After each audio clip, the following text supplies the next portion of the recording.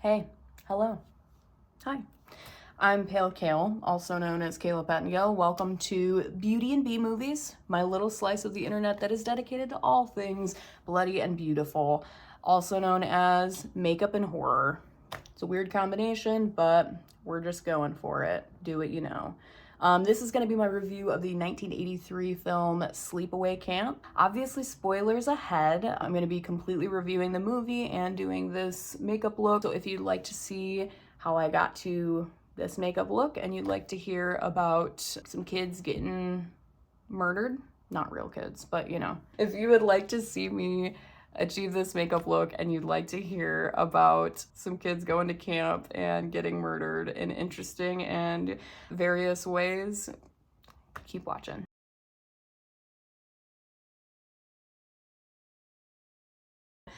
Today, we're going to be talking about Sleepaway Camp. You ever heard of it?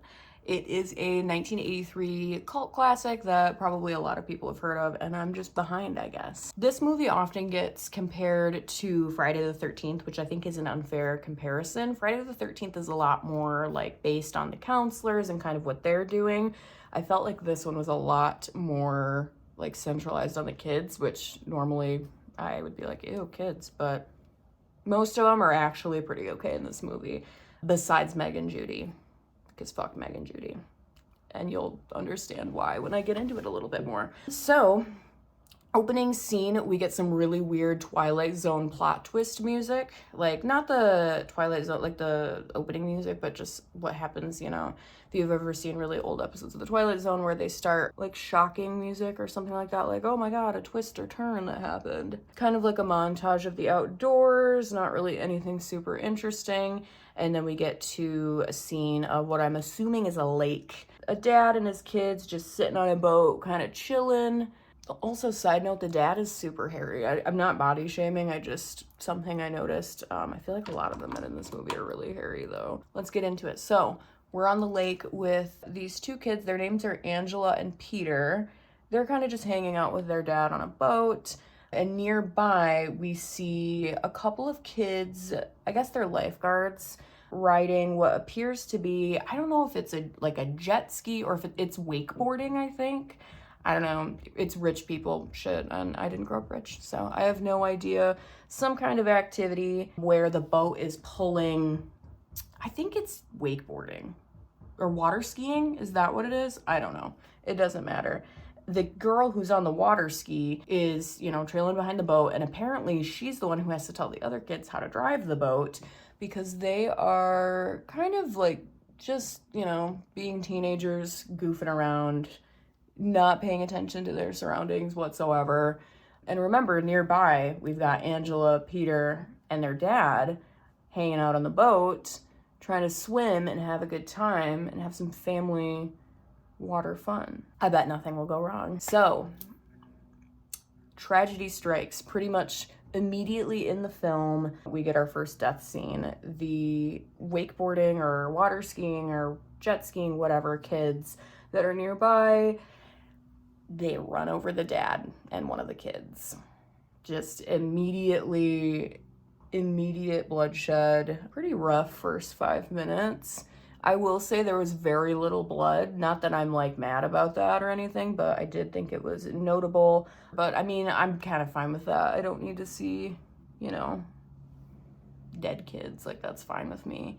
Also, the actress that was like on the, I don't know, water ski, jet ski, whatever, that girl, she was like gunning for an Oscar or something. Like, she was like, you know, I'm 13. I think it's time that I really show my range, and I think I'm gonna earn my first Oscar here, because she was like screaming her head off. This is real. I don't know. I felt like she did a good job, and I feel like that's rare in a lot of the B movies that I like to watch, that the acting is like pretty good. So, not impossible and not like it never happens, but it's rare. Would shock you, but there's actually a lot of poor acting in B movies. Anyway, after this scene, we cut to about 8 years in the future, after this tragedy, with the surviving kid. Her name is Angela, remember. She's living with her cousin. His name is Ricky. He's pretty much the best character in this movie. He's just great. He swears all the time. He's kind of a hothead. He's a great character. I had a lot of fun with him. Wasn't that nice of me? Any chips?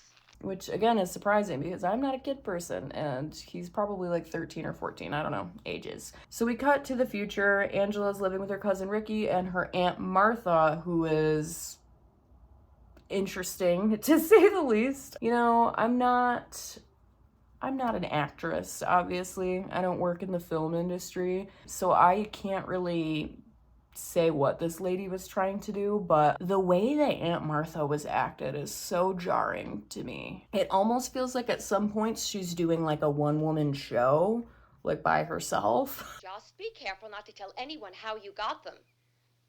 Oh, no, I'm afraid that they wouldn't approve of that at all.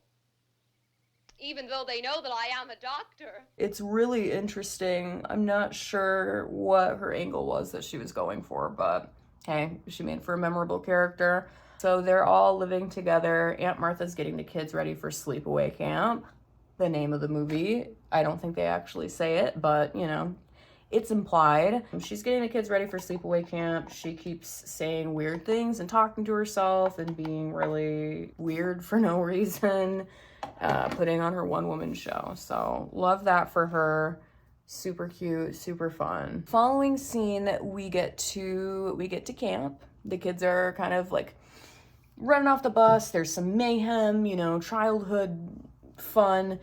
And we get our intro into the next kind of band of characters, namely the head chef, and his name is Artie. And he is not my favorite character. He is super freaking weird. At one point, he actually says, "Ain't no such thing as being too young." There ain't no such thing as being too young. Yikes. So, and this guy works at a camp, so I'm sure that that's gonna turn out really great. And he's in a position of power at the camp because he's head chef, so love that. I don't know who hired him, but they sure made a decision. Choices were made. The other chefs really don't say anything to this. They're kind of just like, "Oh, haha, Artie, you're the worst. You're disgusting. Ha ha ha ha." Lots of like really nice male camaraderie there. Nobody really says anything to him or speaks up against him or anything. He just kind of does whatever he wants. So love that. We get introduced to Artie and his merry band of assholes, these chefs that are just kind of hanging out with him while he watches kids get off the bus, which is never a good sign. Never should be, you know, why are you watching? Why are you watching the kids, Artie? Why are you watching the kids? Oh, I forgot this part too, but he actually out loud refers to the kids as baldies. Where I come from, we call them baldies. Makes your mouth water, don't it? So he's going to hell for sure, yeah. I hope he doesn't have a terrible death at some point in the movie. Anyway, we get introduced to some of the other characters at the camp. Again, I'm trying to do my brow on camera. This is Horde. Get introduced to some of the other characters at the camp, namely Paul, who is Ricky's best friend. Paul becomes a really important character later on in the movie. Not really anything that happens with him right now is important to the story, but we get introduced to Paul at this point, so it's worth mentioning. Hi, Paul. He's a blonde child that matters, I guess, in this movie. And then we also get introduced to Judy, and Judy is an important character because she is Ricky's steady from last summer. Remember, they're like 13 and it's 1983, so steadies, I guess, means that they were in some kind of monogamous relationship as you know, for kids. I don't know. That seems silly to say about 13-year-olds, but whatever. So we are introduced to Judy. She's kind of acting like she's too cool for Ricky. She's kind of like, whatever, you know, I have a side ponytail. I really don't need this right now. Like, she's kind of over Ricky, which I think is a shame because Ricky is a great kid, and I'll probably say that like 400 times while I'm filming this. Ricky, I don't have time for your nonsense right now. Well, excuse me, bitch. I also realize fully that I look insane having one like almost done brow and then one that's not even close to done, but anyway, We meet all the kids, and then Ricky kind of takes Angela to her bunk, and we're introduced to some of the counselors, because there are camp counselors, obviously, in this movie. We meet Meg, who is kind of like immediately very like, meh, like she just, you can tell she gives like mean girl energy. I'm guessing the counselors are in maybe their like late teens, early 20s at the oldest, but Meg gives kind of Regina George energy, I feel like 1980s Regina George energy. And then we also meet Susie, who's giving kind of Laurie Strode. Very like, oh yeah, I love kids, woohoo. Like, she should be a camp counselor, is kind of my point. She might be the only counselor in this movie that should actually be working with children. I don't know, maybe that's a bold claim, but yeah. We'll kind of get introduced to why Meg is the worst a little later in the movie, but we kind of get introduced to them. I mean, honestly, I don't even know why I said later in the movie, because she's pretty evil right away to Angela.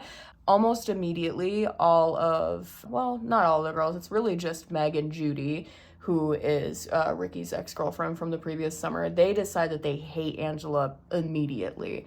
Why? Unclear. Apparently it's because, we're assuming anyway, or I'm assuming, it's because she just doesn't talk. Sounds like a dream child to me, but what do I know? We kind of assume it's because she doesn't talk. Like, I think Judy even says, or not Judy, Meg, which one's the counselor? Meg's the counselor. I think she even says like, oh, we got a real winner here, and it's like, why? Because she doesn't talk. Like, wouldn't you like that as a, whatever, as a person that works with kids, you would assume they would like that, but I don't work with kids. I just work for Sephora. Okay, so now that my eyebrows are both done, I know that that's probably crazy looking, but it is what it is. Enough about those. So we meet the counselors. We meet the counselors, and kind of cuts to the next scene, which is a few days later. And it sounds like Angela is kind of struggling a little bit with being at camp. Maybe she's feeling a little homesick, we don't really know, but she isn't really eating, which Meg immediately, of course, is pissed about. She's just mad. She's perpetually angry at Angela the whole movie. Like, Angela can kind of do no right in her eyes. So she's just pissed. She tells Ronnie, hey, she's not eating. So Ronnie, he's actually kind of one of the only decent men in this movie. Like, the guys in this movie are just, for the most part, horrible. Especially, in particularly, the older ones, too. But Ronnie is actually pretty decent. He takes Angela to the kitchen to try to find her something that she will eat. If you remember about the kitchen, the head chef, Artie, works in there, obviously, being that he is the head chef, and he gets introduced to Angela. Hello there, Angela.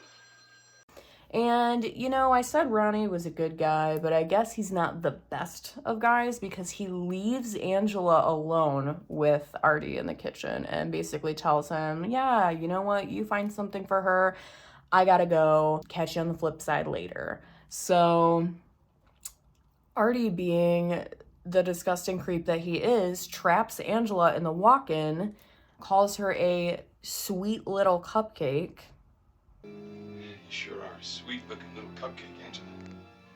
And essentially makes it known that he's interested in pursuing this child.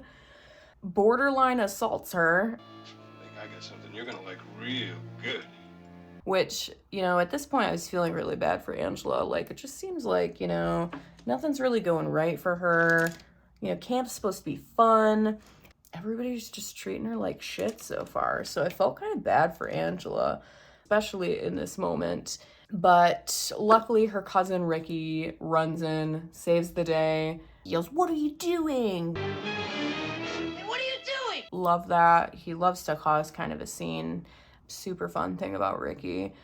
He's a bit of a rascal, but he runs in, kind of saves Angela, pisses off Artie in the process, which is great. Any way that Artie's upset, I'm happy, because I hated this guy the whole movie. He was horrible. And it kind of cuts to the next scene, which is just Artie being mad that he didn't get to assault Angela. Boo-hoo, my life's so hard. Oh my god, I'm Artie. Okay, this is gonna be a very tricky part of the video because I'm doing a freaking crazy ambitious eye look, but you know what? This is what I did with the last one. It went really well, so no pressure there. Hopefully it goes well. If I have to lean away for a second, it's because I gotta get in my mirror, because this is low-key gonna be kind of hard to do without looking in the mirror. So I'm gonna get kind of started with it, and we'll get into it.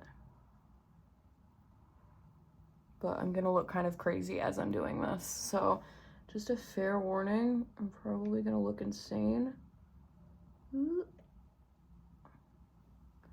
while I do this, but that's okay. Oh yeah.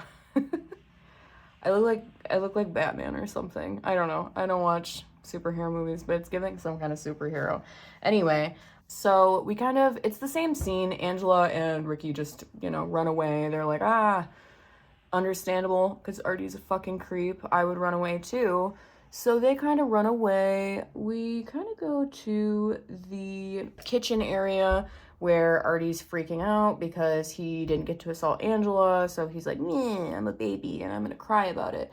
He's very upset, and he kind of goes back to cooking whatever dinner or lunch or whatever meal they're cooking for the kids. They appear to be boiling corn in like a large, for lack of a better word, it looks like an oil drum to me. I mean, it's like a humongous pot, like probably the size of me, honestly. They're boiling water in it and throwing corn in there. So yeah, I wonder if anything's gonna happen there. Kind of switches to like a POV camera, but we don't know whose point of view it is. But we soon come to find out that it is indeed the killer of the movie's point of view, though we don't see their face. The killer sneaks up behind Artie, he's alone in the kitchen now. He's kind of having like a little crybaby moment, you know, and he's kind of salting the boiling water in that large pot, and he's on a, like a step stool, because it's that tall, like it's that far off the ground, because Artie's a grown man, so for him to not be able to reach the top, it is a very, very large pot of water, or oil drum of water, whatever the hell the thing is. Killer comes up behind Artie, pulls the stool out from under him. He falls and grabs the pot and just spills boiling water all over his face and upper body. And at this point, I was kind of, you know, I had second-degree burns on my face, and it is so painful. Like, that's no joke. So I felt a little bit of, like, sympathy. I was like, oh, man, that sucks. And then I remembered, oh, yeah, Artie's actually a horrible person. And I was kind of like, I mean, am I going to say he deserves it? I'm not going to say that he doesn't. So Artie gets taken away. He doesn't die, or at least it doesn't show him dying, but the doctor that comes in and kind of takes him away does say that he is in so much pain that all of his nerve endings are on fire. So, I mean, again, I'm not going to say, you know, he definitely deserves it, but sometimes when you're a creep, stuff happens. And that's all I'm going to say about that. So this is kind of the point in the story where we get introduced to Mel. Mel is the camp owner. He is an older guy. He perpetually has a cigar that is not lit. We don't know why. I guess it's to show that he's like the big boss. I feel like I look like a panda. I look like a panda bear a little bit. I look crazy. I look like I'm supposed to be in Kiss or something. So love that. We get introduced to Mel. Mel's kind of obsessed with covering up things that go on at the camp. He's also obsessed with the camp staying open no matter what. And we'll see this a lot in the movie. For some reason, closing the camp is never an option to Mel. He has to keep it open no matter how many murders end up occurring. It just has to happen. So this scene, we kind of get introduced to Mel, and he essentially decides to cover up everything that happened with Artie. Artie's injury / you know, clearly it was foul play in some way. Mel immediately is like, nope, we're covering this up. Is it just me, or is this symmetry not the worst thing in the world? I mean, it's not symmetrical. I mean the lines, you know, whatever. Anyway, Mel comes in, he kind of talks to the kitchen staff. He's like, so if I give you guys more money, how about we decide that we didn't know what happened to Artie and we didn't see anything and, you know, hush hush. He decides to give them a little extra money each week. He promotes one of the guys to like new head chef, basically just establishing that Mel is kind of a weasel, you know? He doesn't like to be honest. He's kind of like, nothing to see here. He's fine. He's faking. He's just a little rascal, Artie. You guys know Artie. Like, no, he's fine. Mel is kind of that type of guy. He likes to cover things up. He really doesn't want to be too honest, and that's a theme that we see a lot with him throughout this movie. So we get introduced to him. It's pretty important, I guess. I don't know. We kind of cut away to the next scene that I don't think is super important, but it's really just camp debauchery, you know? Kids, being silly. I'm trying to do this eyeliner at least a little bit on camera so you can kind of see what I'm doing. I'm sketching out the shape with this Trixie Cosmetics Hotline liner that's amazing, and then setting it with black eyeshadow, and I'm gonna go over it with like a glitter topper. So it's really just carving out this eye that's taking me some time, and I keep having to pause and do it off camera because it's really freaking hard to do this on camera, and I'm doing the best that I can, I promise. All right, I may have been slightly delulu about the symmetry the first time around, but you know what? I work in sales, and sometimes we even lie to ourselves. So we're kind of just showing some camp debauchery, just kids being little silly Sillersons and pranking each other, putting their butts in each other's face, you know, doing things that kids do at camp. I did feel like this movie had a lot of, they just remind you a lot that, like, there's a lot of camp activities, you know, it's really cute. It's cute. I like it. I never got to go to summer camp. I wasn't rich. So we go into the next scene. It's not super important. Like I said, it's just a lot of like rough housing. The kids kind of like goes back to the boys' cabin.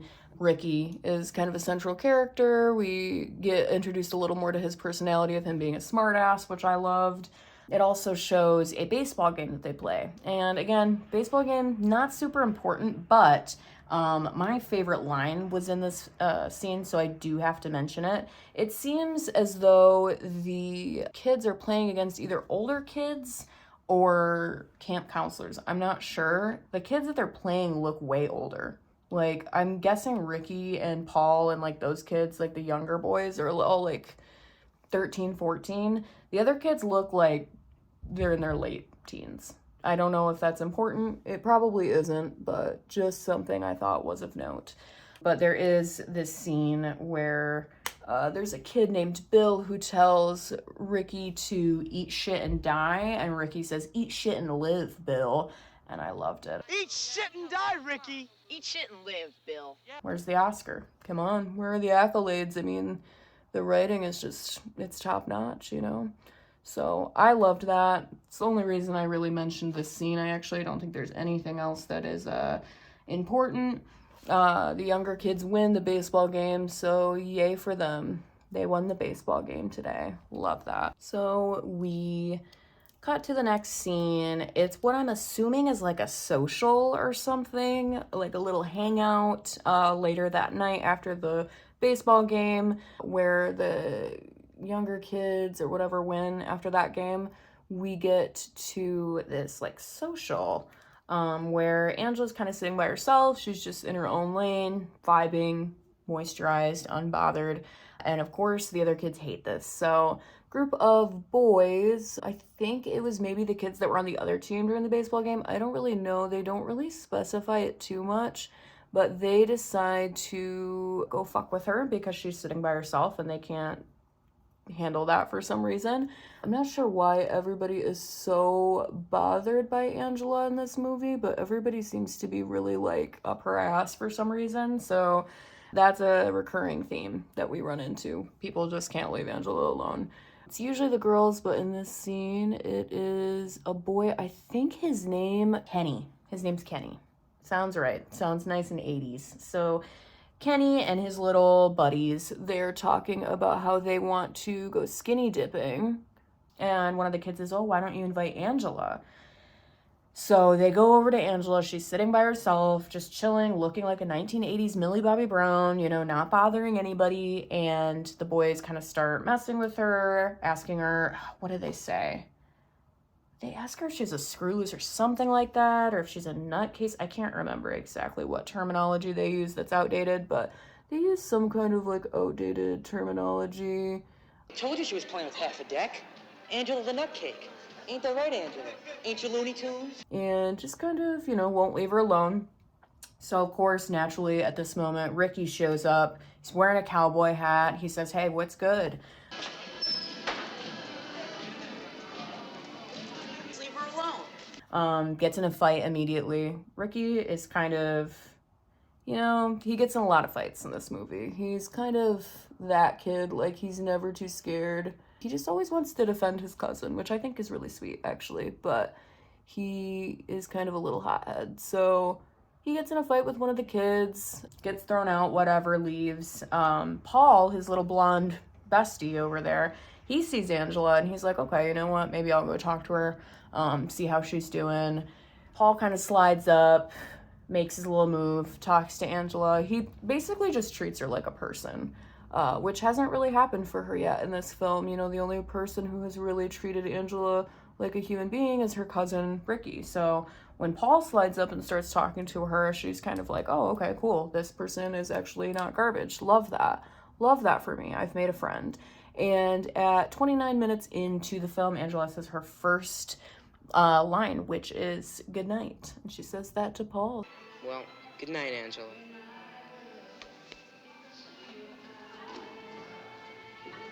Good night. Romance appears to be a brewing between these two children. So very sweet. Love that. I was just honestly happy that somebody treated her like a human being and was not like super mean to her because she's quiet.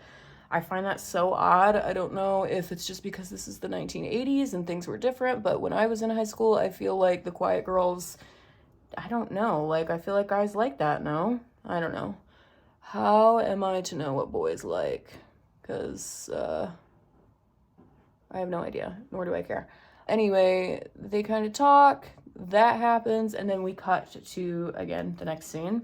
We go back to Kenny, that little shithead kid that was mean to Angela, or one of the shithead kids that was mean to Angela in the last scene, and he is going skinny dipping, like they said just a minute ago. It's a bunch of boys from his cabin. They all get together. They want to go skinny dipping. They invite some of the girls from, I'm guessing, either a different cabin or I'm not really sure, but Angela doesn't go, of course, but it seems to be maybe girls that are like a little bit older. I'm not really sure.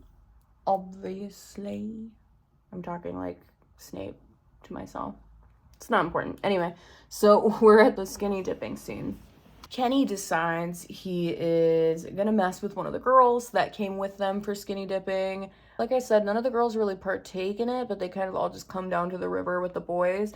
And Kenny decides he's gonna take this one girl, I think her name's Betsy. It's not important at all to the story, but just figured I would add that in there. He's gonna take her in his canoe that he has on like the side of the lake or whatever. And then he's gonna take her out into the water and like tip it over and scare her, you know, typical classic teenage boy shit going on here.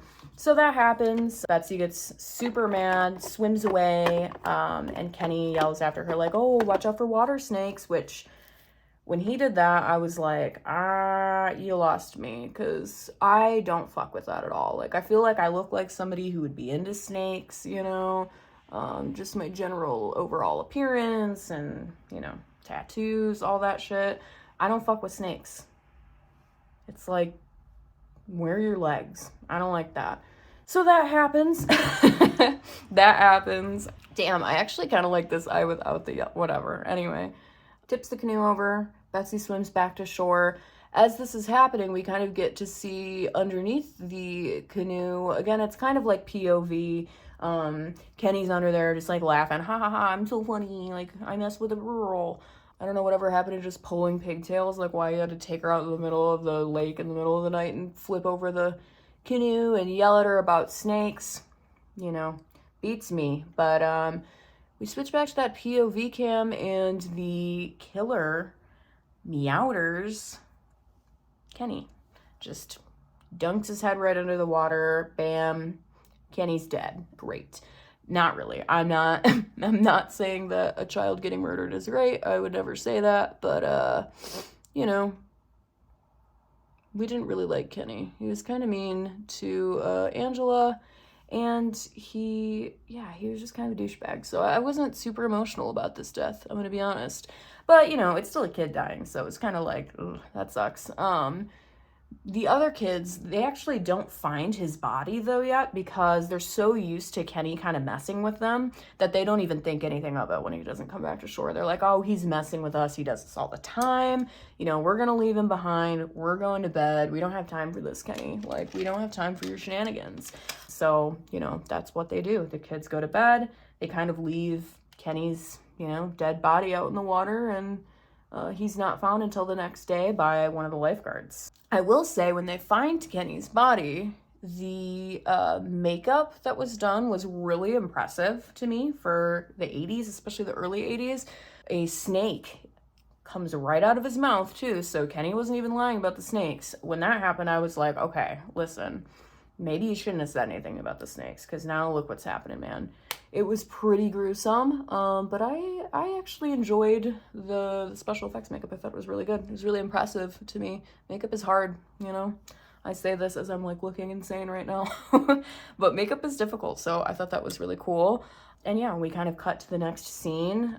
This is where we again see Mel going for the cover-up. He's immediately like, oh my God, I know that a kid died, but what about me? You know, it's all about Mel.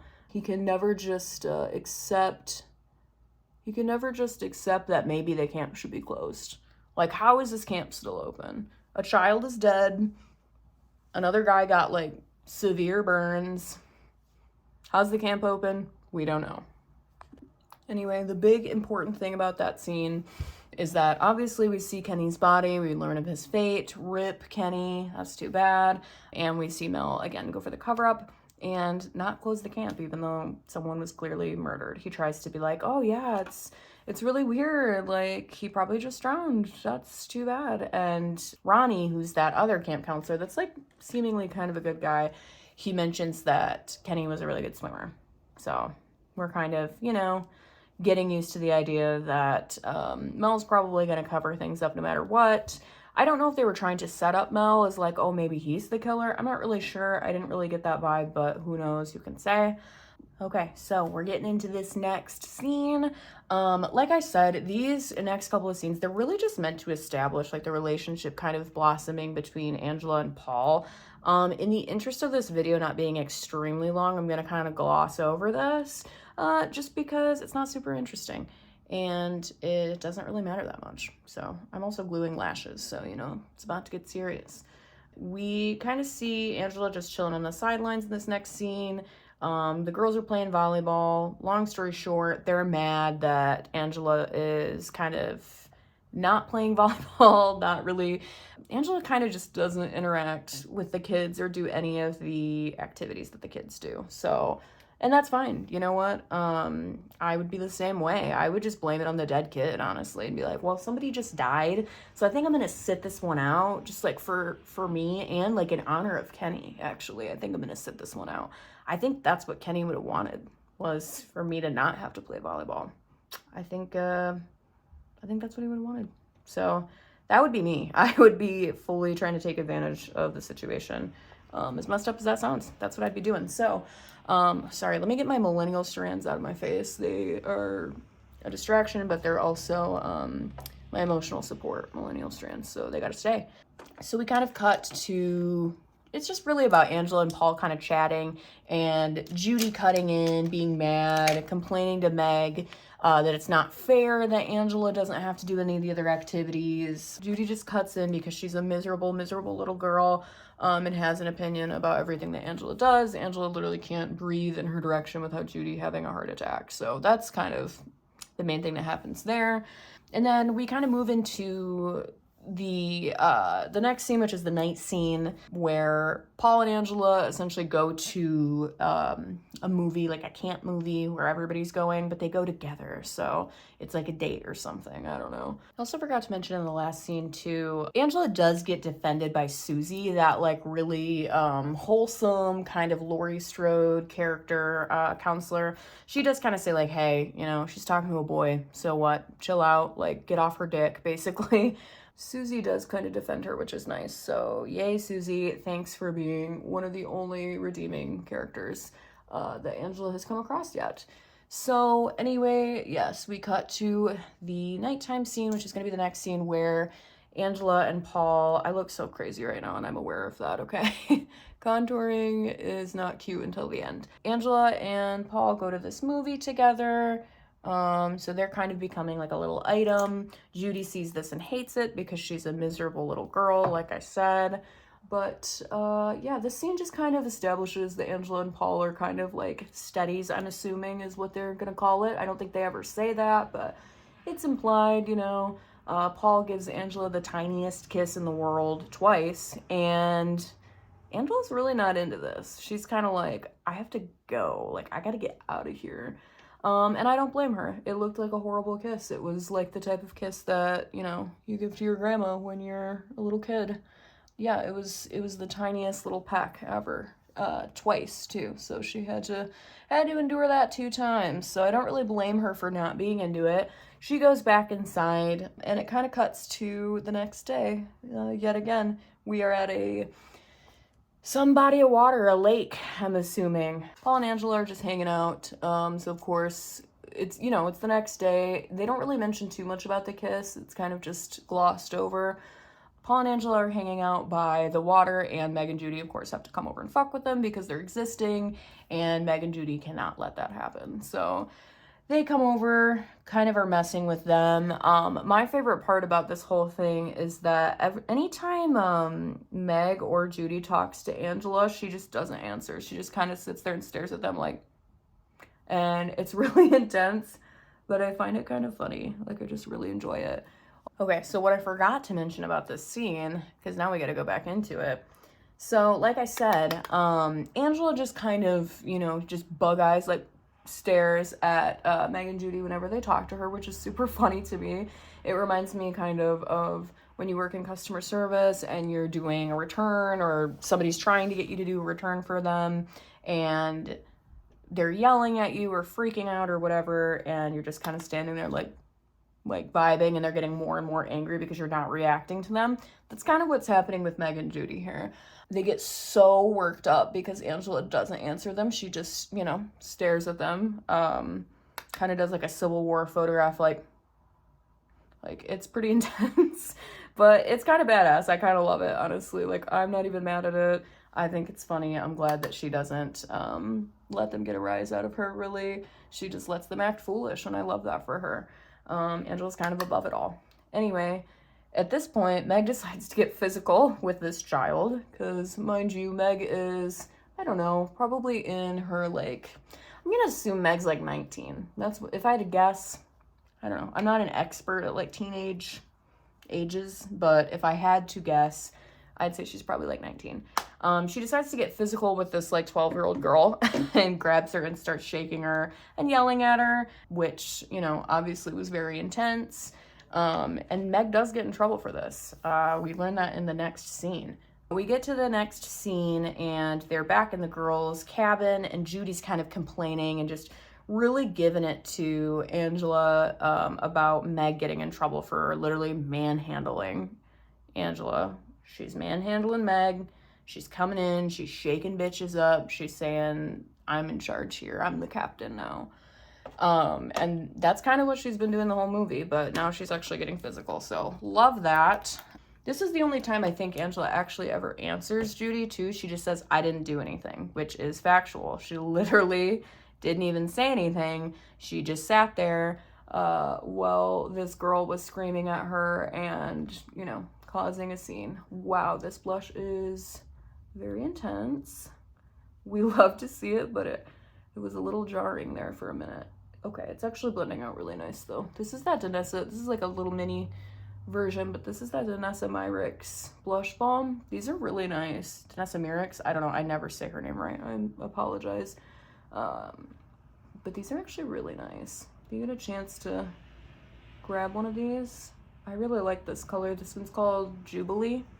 Doesn't have anything to do with the movie, but I just thought I'd mention something about the makeup at this point because I really haven't talked about it very much. This is when Judy really starts going in on Angela about her not taking communal showers with the other girls, which I thought was really a weird thing to mention. Like, I wouldn't want to either. Like, that's weird.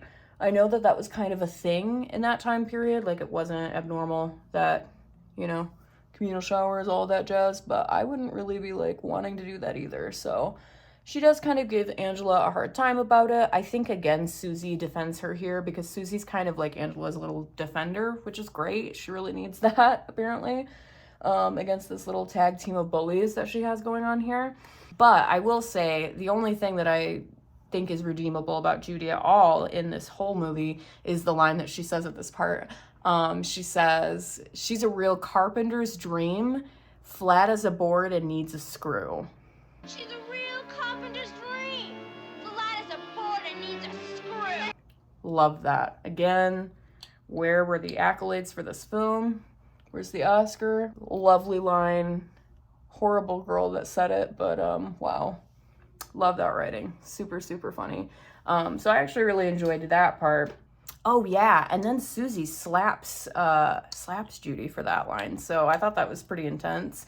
Especially coming from Susie. She's like the Laurie Strode one that like loves kids. It is super nice. So I was kind of like gagged that Susie went there. It was like, isn't camp supposed to be like fun? Like, why is everybody like physically assaulting each other?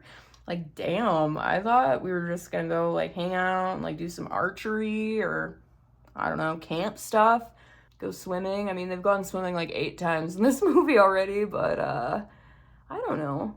I would just think that camp would be a little bit more fun. We'd have more like fun activities that aren't like beating the shit out of each other, but I guess not. So that's kind of what happens there. Susie seems to regret it, but I don't know. We kind of don't really hear much about that slap. I did enjoy it though. I felt like Judy definitely deserved it. So wasn't mad that she was physically assaulted. If I look a little extra crazy right now, it's because I have one lash on and the other one is not on. So just fair warning, probably gonna look insane for a minute. But yeah, so we kind of move away from that scene with Angela being like, you know what? I'm out of here. This place is tapped. I'm gonna go hang out with my cousin Ricky. So she goes down to the boys' cabin where there's a handful of boys. It looks like the older ones that were playing in the baseball game earlier. Do you remember? Maybe? I don't know. It looks like them because one of them actually fully looks like he's 25 years old. So really weird. Don't know if they're campers or what. It seems like it, but they also seem way older. I guess it doesn't really matter, but I found it really annoying. And it was never really explained. Yeah, so Angela goes down to the boys' cabin where these like older, like taller boys, it's never explained why they're so much older, but they are having like a water balloon fight or something on the roof of the cabin, which is, that seems not safe, but I mean, kids are literally getting murdered and this camp is still open, so I guess safety isn't like their #1 priority. I think that's safe to say. The kids, of course, they see Angela and they're like, oh my god, we can't resist. We just gotta fuck with her. Like, that's it. They start throwing water balloons at her and just like pelting her. Of course, Ricky sees this. He runs out of the cabin. He starts yelling every swear known to man. He throws in some really creative ones too. Just really giving it to these kids. Like I said earlier, Ricky's a total hothead, so this is not out of character. I think for most of the movie, he's like fighting or yelling at somebody or swearing in some way. So this is not strange for his character, but he kind of runs out of the cabin, starts yelling all these profanities. And Mel, the owner of the camp, he sees this and he's like, wait a minute. This dude is like going too far, which I thought was kind of fair. Honestly, Ricky was really like just throwing out some colorful, interesting swears. And Mel stops him, says, hey, you know what? You're in a little bit of trouble. Ricky gets a slap on the wrist, as does the kids who are fucking around on the roof. All right, so we're still in the little water balloon scene here. And yeah, it kind of gets broken up by Mel. He's like, you guys gotta cool it, all right? Like, you're kind of going a little far. He tells Angela to go dry off because she's obviously wet from the water balloons. Paul kind of helps her away, you know. He's being the good guy Paul, you know, kind of boy next door, good little dude, I don't know. But we cut away to kind of blends into the next scene. We see one of the guys, the one that I mentioned earlier that looks like he's 25 years old. He decides he's got to go into the cabin. You know, the guys are going to go hang out and, you know, do fun camp stuff. But first he's got to use his words, and I quote, take a wicked dump. Gotta take a wicked dump first. So he's going to the bathroom in the cabin, and the other guys are just gonna go hang out and have fun at camp. This dude, this 25-year-old guy, they never say his name, but it doesn't really matter. He's taking the aforementioned, we see there's a window above the porcelain throne, the John, the toilet. There's a window above it. In kind of an ominous shot, we get to see this, so I wonder what's gonna happen. More murder. How's this camp still open? I don't know. Window opens up and we see a hive of bees get dropped right onto this kid's head. I don't know why I said kid, because he's like 25, but right onto this guy's head.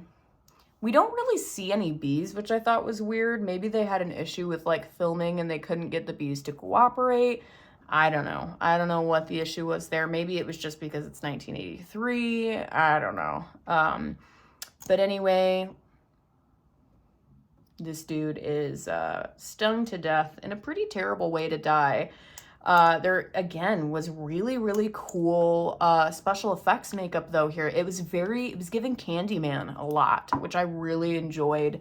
You really get to see a close-up of his face with all of these stings on it, and I thought that was pretty cool.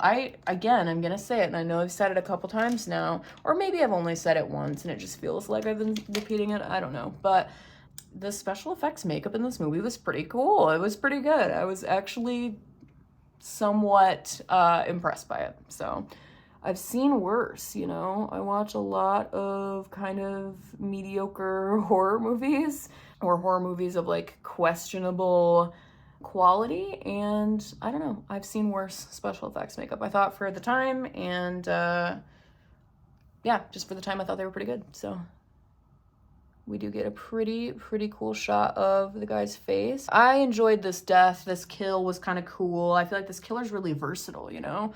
They're using what's around and just kind of using what they have. Very resourceful. So I love that. You know, they're not just walking in and chopping people up. They're like, hive of bees, toilet, sure, that's a cool death. Water snakes, yep, let's do it. Oil drum full of boiling water, okay. Like, I like that they're being a little, you know, a little different. We get another scene of Mel overreacting, freaking out. Maybe not overreacting, but, you know, he's upset. This time he actually does mention, like, maybe they should close the camp. And it's actually Ronnie, who is the counselor that I was like, oh, he's not, like, a horrible guy. I guess he does do some questionable things throughout this movie, because he's the one who's like, you know what? Slow your roll there, Mel. Maybe it's not murder. Maybe these are all just accidents. We don't know. Like, let's wait and see. I think that's a bold claim to make when you now have 2 people dead and 1 person that's super badly injured, but what do I know? So the camp stays open. Shocker. Mel is like, you know what? You're right. We got to keep the camp open. We got to keep getting that sweet, sweet cash. I don't know if he's getting paid like by the day for these kids to be there. I have no idea what it is, but there's something that's motivating him, and if I had to guess, I think money would be a good guess. So we kind of cut away from this little freak out that Mel's having. I feel like most of the scenes that Mel is in, he's freaking out. Like, he's always just like, this guy just has a hard time staying calm, especially for someone who like owns this business and like has to, you know, keep it running or whatever under all circumstances. He has a really hard time staying calm and just like being mature. He's very like, he's a strange little man. He's a strange little man with a strange little cigar. So now we got Angela and Paul. Again, they're kind of running around. You know, we were just kids in love, that kind of energy. 13 and in love. How sweet, how wholesome. Well, not really. It's nighttime. We're by the lake. And Paul decides to be a little fresh. He decides to be a little bit of a wise guy. And as he's kissing Angela, which this kiss is different than the kiss from earlier. It's not the little, you know, schoolgirl peck that he gave her earlier. They're like kind of making out now, which, you know, whatever. They're like 13. It's, you know, do people make out when they're 13? Probably. I don't know. I didn't. I looked like a frog. I was ugly. Let's gloss over that. So they're kind of doing their own thing. Paul decides to try to grab her boobs. Let's just say what it is, you know. Angela's really not into this, you know. She's like, wait a second. Hold the phone, man. I'm not into it. So she gets this flashback of like her dad and what appears to be his lover, who's another man. There's not really any other context given. That happens and she pushes Paul off her and runs away, which honestly, fair. Paul was being kind of a douche. You can't just grab people's boobs without asking, Paul, all right? I get that you're 13, but it's time to learn these things. You should know better anyway. So we get to the next scene where Mario Lopez doppelganger is telling us the rules of capture the flag. Love that. We're going back to the little camp activities. It's really cute. We're vibing. We're having a good time. We're splitting into teams. Seems like Ricky and Angela are on the same team, so they decide they're gonna do kind of like a fun little, well, Ricky, I mean, Angela's just along for the ride, but Ricky decides that they're gonna do this, you know, little stealth operation for capture the flag. He's actually focused on the game, unlike the other kids. The other kids all seem to be focused on like macking on each other. Ricky actually wants to like have fun and be a kid, which is another reason why he's my favorite. I love him. He's super, super funny and kind of iconic, honestly. I feel like I don't ever hear anything about like the characters in this movie. I feel like his character is really like, I don't know. I really liked him. Yeah, get that shot of me getting that mascara on those lower lashes. Yeah, like they just look clumpy to me. I don't know. We're playing capture the flag. Angela is kind of not really super receptive to what's going on. She's kind of like a little bothered because, you know, Paul crossed the line last night. Like, he was being kind of a scoundrel. She's kind of not having it with him today. You know, she's kind of avoiding him. He gets mad at her for being mad at him, and it's kind of just this whole mess. Of course, Judy, being the horrible person that she is, kind of like saunters by and, you know, lays on some thick sexual innuendo because she's gross. It's kind of a little bit of foreshadowing, but we see in the next couple of minutes that unfortunately Judy's little stealthy plan to steal Paul away from Angela works. Judy and Paul are found by Angela and Ricky, and they're making out. Super, super bummer. Devastating to Angela because, you know, this is like her little teenage dream summer romance, and he's making out with the girl who has made her life miserable at every turn. What the hell, Paul?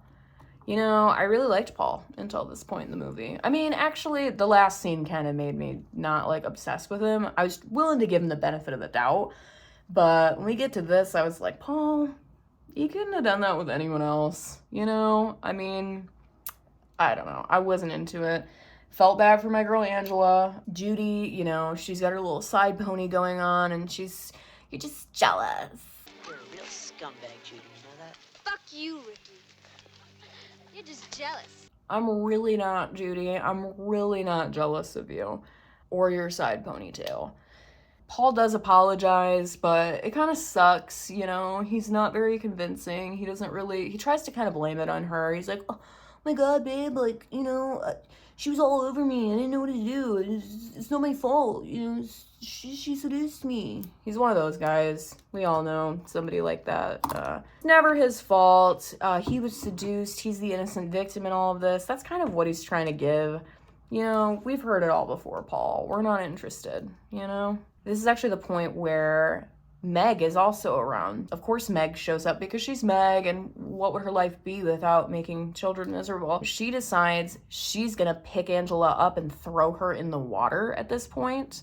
Where's Paul? I don't know. He kind of walks off after he gives his half-assed apology. He's like, whatever, I guess I'll go. Like, I gave it my best shot. Meg is carrying Angela into the water. Angela's screaming.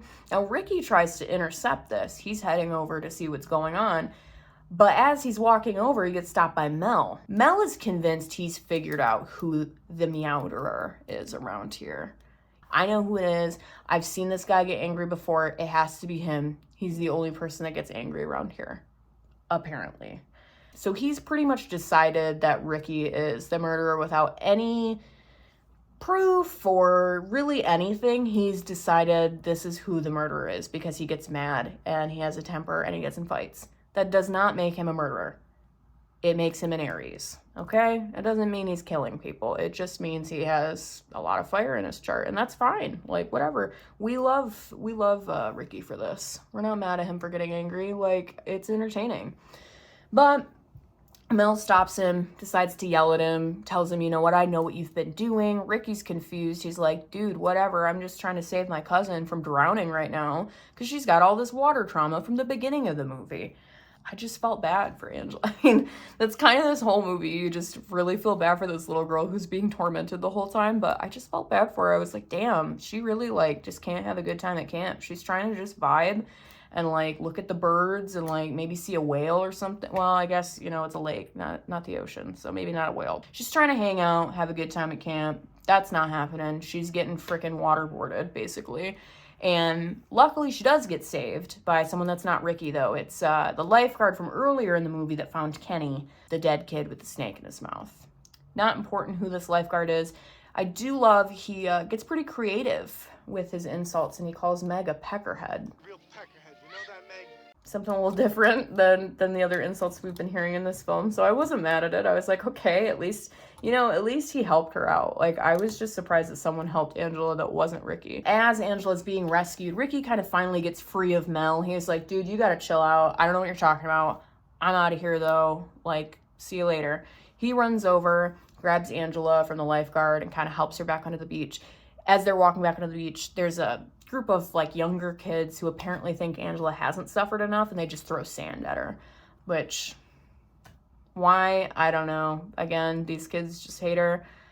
It isn't super important, but it's a little bit important. The next scene that we get to is the counselors kind of, you know, it's at the end of the night. They're all chatting, kind of going over who has the night off, who's on, you know, kid duty. I don't know what you call it, but kind of going over that. We find out that Meg, our resident, you know, little bully, she's got the night off. And boy, does she have plans. It's revealed that Meg and Mel, the camp owner, have a little something going on. Which, you know, age gap relationships are not that weird to me. I like older men, so I'm like, that's fine, you know, I get it. It's just that Meg is like 19 and Mel is, I think it's safe to say Mel has got to be in like his 50s. That's weird to me. Like, that's too much. And it's also weird that she's that young. You know what I mean? If Meg would have been like, I don't know, in her late 20s, it would have been less weird to me than her being 19. It just feels like kind of a grooming situation. Like, and there's definitely, you know, a power struggle going on here. Like, he owns this camp. I don't know. I felt like it was kind of weird. Also, there wasn't a lot of build up to this. Like, they really weren't like hinting at it or anything. I didn't see it coming. And then all of a sudden, Meg walks up to Mel and is like, hey, remember you said we were going to hang out later or whatever, you know, putting her little moves on him. And he's obviously jumps right for it. He's like, oh, hell yeah, I'm super down. So they make plans to kind of meet up or whatever. And I just thought it was weird. I don't know. All right, so we're at the shower scene in a horror movie. What could happen? You know, I'm sure nothing ominous or terrible will happen. So, since we got our little lovebirds hooking up here, Meg and Mel, you know, they basically have the same name. Why wouldn't they be hooking up? Meg decides, hey, I gotta go freshen up. I'm gonna take a shower, get ready for my little rendezvous with this 55-year-old man. I can't wait. So this scene did lack a little imagination for me. You know, it didn't give Psycho in the sense that, you know, we get the hand dragging or anything like that. It wasn't super Hitchcock, you know. I didn't feel that. But anytime there's a shower in a horror movie, I'm just like, okay, you know, this girl's getting murdered. And she does. Meg gets, you know, stabbed through the shower curtain. I will say that this kill lacked a little imagination, in my opinion. Out of the other ones that we've seen in this film, you know, I've come to expect kind of a level of, like, you know, creativity from this murderer. And I felt like this one was just kind of like, oh, okay.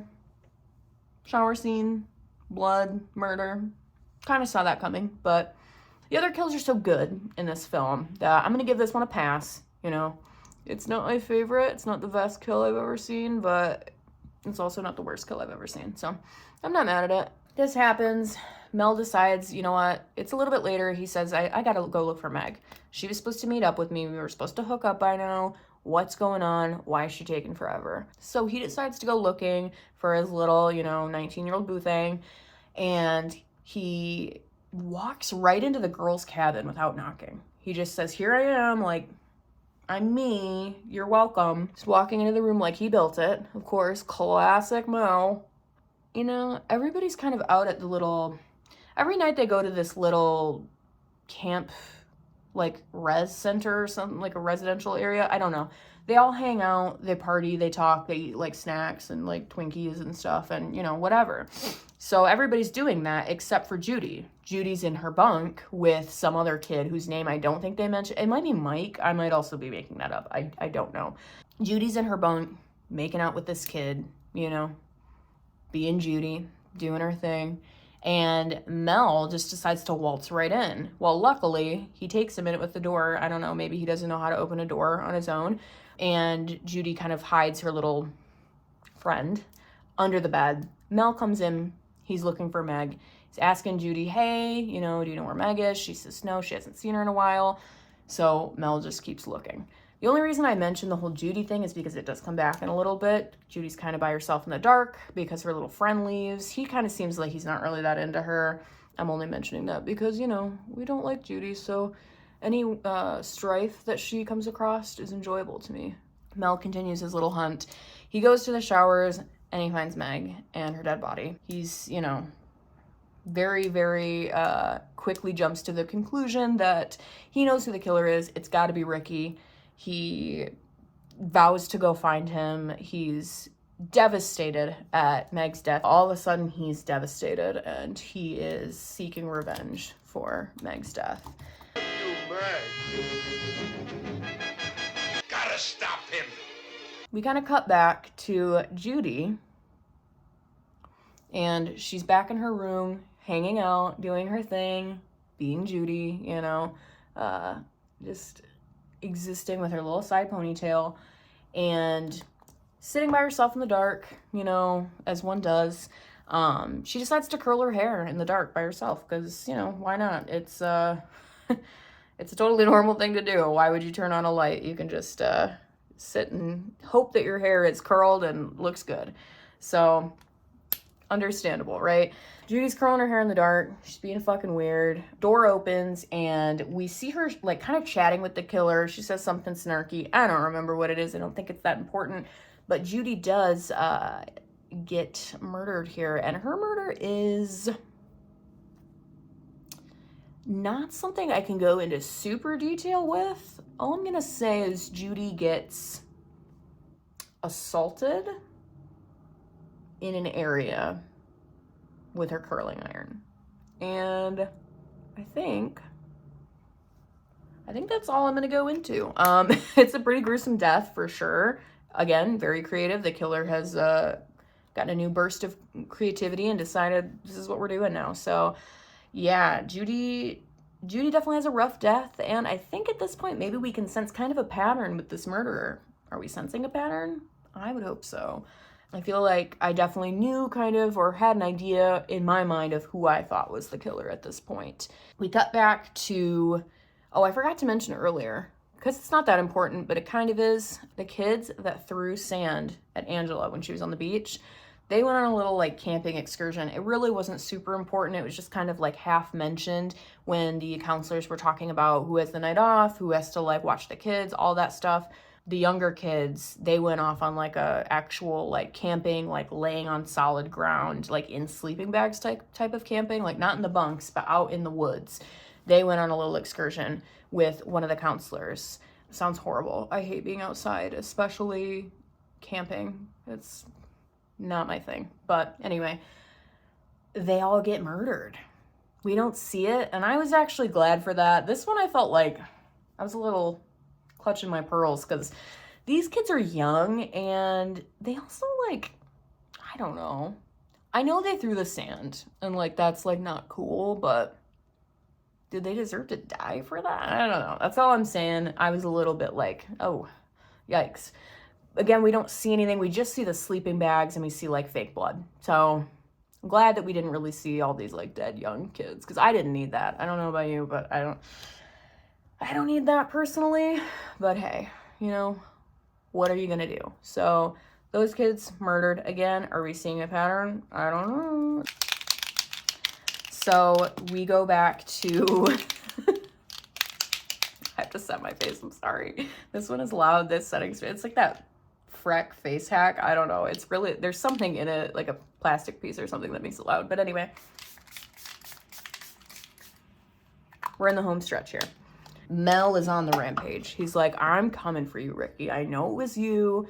He kind of meets Ricky outside of this little, or he sees him, I guess I should say. Ricky, you know, didn't agree to this. He spots Ricky outside of there. Ricky just wanted to go get a snack. He's like, listen, I just want like my, you know, Funyuns. Like, leave me alone. And Mel grabs him and he just starts pummeling him like he's Donkey Kong or something. Like he's literally doing this, like just punching the shit out of him. Stop it! I didn't do nothing! I can't make a monkey noise and I'm not gonna try to, but it really felt like he was like DK on that fucking rhino. I don't know if you've ever played Donkey Kong, but that's the vibes it was given. He was going kind of crazy. I mean, he starts by bitch slapping him, and then he kind of goes into that, you know, weird pummeling thing that he's doing. I don't know. And keep in mind, he's doing this literally on a hunch. He has no kind of like proof that Ricky's done anything wrong. No evidence. Nobody's said, hey, I saw Ricky murdering someone. Like, none of that. Mel's just like, I just know. Like, he has no proof. He just, you know, on a whim, supposedly it seems like beats Ricky to death, which I was like, this is messed up. I was not happy because Ricky's my favorite character, as I've mentioned like 40 times. Mel realizes kind of, oh shit, I just killed a kid. I should probably get out of here. Starts taking off running, turns, looks, and an arrow just goes right through the throat there. Dead. Mel's done. This death was really understated. They kind of didn't really go into it. It was just like, oh, bam, right into the throat.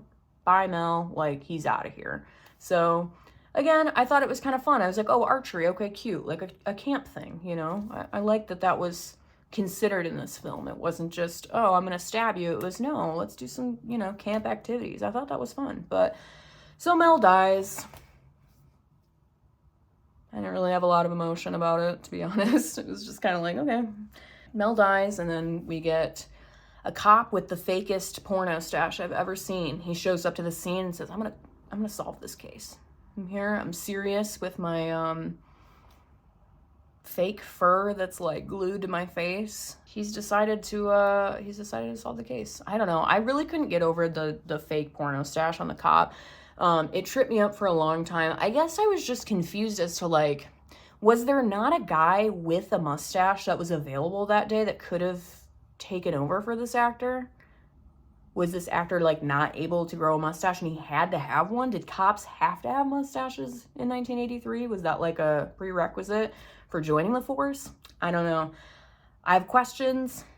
I have no answers. But I was pretty tripped up on this guy and his I mean, it's literally like the worst fake mustache I've ever seen. I think that's a safe assumption. So one good thing about Fake Stash, though, him and Mario Lopez, who I mentioned before, they do find Ricky and he's alive. So super happy about that. Super thankful. Ricky was my favorite. I was going to be really upset if he died. He did not die. So yay.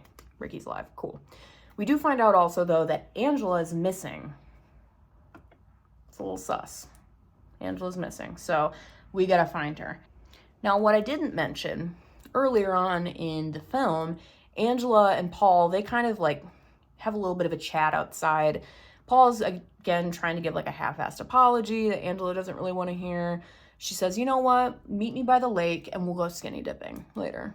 It's a lot of like nudity. It's just weird. Like, I feel like I didn't need this much child nudity in this movie. Like, we see so many pale butts and I was like, I don't need that. But anyway, Angela tells Paul, hey, meet me down there. We'll go skinny dipping. It'll be fun. Now, this is a really big departure from earlier in the movie, if you remember. She didn't even want him, like, kissing her, really. So Paul is psyched. He's like, I'm super down.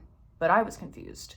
So Angela's been missing. Now we kind of know, oh, she's over by the water. So camp counselors, it's Susie and Ronnie, the two, like, nicest ones. So I thought that was kind of a bummer, but those two are looking for Angela. They hear something by the water. They're like, okay, maybe she's over here. Who knows? Because she's missing. So they do go over to the water. They find Angela. Find a naked Angela sitting by the water, running her fingers through the hair of Paul's severed head. If it's a severed head, I'm going to be very upset. What's that from? This is the point in the movie where I was like, okay. I mean, I felt like it panned out. I was like, yeah, no. I had read, not like full reviews of this movie beforehand, but I had just seen online people saying this movie has like the biggest twist in horror history. And I was like, oh my God, really? Like, wow. That was kind of what compelled me to watch it. So when I got to this point, I was like, okay, that's the biggest twist. Like, well, maybe for the 80s it was a big twist, but I kind of figured Angela was the murderer. Like, you know, that made sense to me. That's not the twist, friends. We get a flashback moment. Angela's not exactly who we think she is. We get a flashback to child Angela talking to Aunt Martha, who is taking her in after the tragedy that happened with Peter and her dad after they got run over by that boat, remember in the beginning of the movie. And it turns out Angela died in the accident. Angela wasn't the surviving kid, Peter was. But Aunt Martha had already decided for herself, hey, you know what? I already have Ricky. I don't need another son, but I do want a daughter. So you're going to be a girl now. You're going to live as your dead sister, Angela. So Angela has been Peter this whole time, but forced to live as his dead sister. Wild. I didn't expect that. I was pretty gagged when that happened. First of all, I mean, this aunt is wild. Like, we just got to discuss Aunt Martha for a second. What the hell was going on with her? And I think they mentioned at one point, too, Aunt Martha's a doctor. They say doctors are the craziest ones. That's all I'm saying. This was kind of a gag for me. It was a big plot twist, for sure. And they cement this with, I guess they felt like they needed the ending scene of the movie to be Angela standing, and we just get full frontal nudity and Ronnie saying, she's a boy, or something to that effect, to show that Angela is Peter. So that's how the movie ends, with her like standing like that and like hissing. It's this really crazy shot. Fades to green, which I loved. I feel like green gets really underused in horror movies, actually. I feel like it's always like red, it's always blood. But I feel like green is such a cool, like, you know, I mean, I always think of like Silence of the Lambs when Buffalo Bill is wearing that, what is it, like night vision goggles, and it's all green. Like, I don't know. I feel like green in horror is so underrated. It's such a cool color, and I also just love the color green, obviously. So anyway, I digress from all of that. Fades to green, and then the movie ends. This was pretty wild. This was a wild one. I've been watching a lot of horror movies lately, a lot of really like mediocre older horror movies, especially from the 80s. Those are my favorites. But this one was really, really good. I actually really enjoyed it. There were definitely, you know, some things. I felt like they kind of harped on the whole Meg and Judy versus Angela thing a little too much. There were a lot of filler scenes that I felt like probably could have been, you know, snipped out a little bit just for time's sake. But overall, really, really great movie. I felt like it was super fun. I feel like the comparisons to Friday the 13th, like I said earlier, don't really have a basis. I mean, yeah, it takes place at a camp, but like, I don't know. I felt like it was totally like a different story than Friday the 13th. And I feel like, you know, this is a classic movie in its own right, and doesn't really need to be compared. So they're totally, totally different vibe. Obviously still slashers at a camp, but, you know, felt very different. I felt like the kills, I mean, I feel like I'm gonna get like vilified for saying any of this, but I felt like the kills arguably in this film were actually better than the kills in the original Friday the 13th. And yes, I'm a huge, huge fan of that franchise, so I'm not shitting on it at all. But I do feel like arguably the kills in this movie were a little more interesting, a little more creative. The bees one in particular was really cool. The special effects makeup was great. It was a really, really high point in the movie. Do feel like they missed a little bit of an opportunity with the soundtrack, because there really wasn't one besides that like Twilight Zone-y kind of plot twist music at the beginning of the movie that was really weird. Beyond that, we didn't really get a soundtrack. There might have been a little bit of like underscore and stuff like that, but not really anything that I noticed throughout the film. So kind of a missed opportunity. It was the early 80s. They had some fun music at that time. I'm sure they could have put something in there, but overall, acting pretty good. I thought it was, for the most part, pretty uniformly decent, at least. I thought the girl who played Angela / Peter was great. Did a really good job. I do feel like this one's kind of like a sleeper hit. Haha, sleeper. I don't know, whatever. I know it's kind of considered a classic, but like, where's the merch for this? I feel like I never see it. Like, I never hear anybody talk about this one either, you know? I know it's not like, they don't have an iconic killer in a mask, but I still felt like it was a really good slasher in its own right. So I'm kind of surprised that it's not more popular, but this one was great. It opened up a lot of questions about gender, I feel like, which are maybe even relevant today. I don't know, not to get too into it, you know, but I can't really decide if it's progressive or not. I think just even having the conversation of, you know, is Angela considered female or male or, you know, something else? Like, I don't know. I feel like it's a really interesting conversation to have. And even them talking about, you know, anything to do with gender, I think is really interesting. I felt like the whole plot with Aunt Martha kind of like forcing her to live as someone else her whole life, it had a really like nice psychological touch to it that I didn't expect. Aunt Martha herself is a piece of work anyway. I think we can all agree on that. She was wild and crazy, and maybe that's why the actress acted her so like weird and out of the box. Maybe it was meant to be kind of extreme to show that Aunt Martha's kind of an extreme character and kind of a crazy person. So, I mean, maybe I shouldn't say crazy. That's kind of maybe not the nicest word to use, but kind of a different person. I think that's definitely safe to say. Bizarre, maybe, would be a good word. I think what she did to Peter / Angela is bizarre. I think that's safe to say. So anyway, I also feel like the whole pervy older men thing was kind of done to death. Like, there were so many older men that were like despicable in this movie. I got kind of tired of that too. But overall, I thought it was really good. If we're rating it, it feels wrong to rate a horror movie on like a 5-star scale. I feel like, I don't know why, that just seems weird to me. It feels like it should be like skulls or like pumpkins. If we're rating it on a 5 out of 5 pumpkin scale, I'm gonna give it like 4 pumpkins. Really good, really fun. Obviously, is like the editing and all of that the best? No, it's 1983, but for what it is, I'm gonna give it 4 pumpkins. I feel like we had an opportunity with a soundtrack that was missed and maybe a few things that were a little like weird, but overall, super enjoyable. Would watch it again. I had fun with it. I'd love to see what you guys think about it. Obviously, you know, all the things like comment, subscribe, share this. If you're into horror, if you're into beauty, this is just my little my little sliver of the internet where I sit and dissect these very interesting movies that you may or may not have heard of. And I will see you guys next time. Thanks for watching my review on Sleepaway Camp. Bye.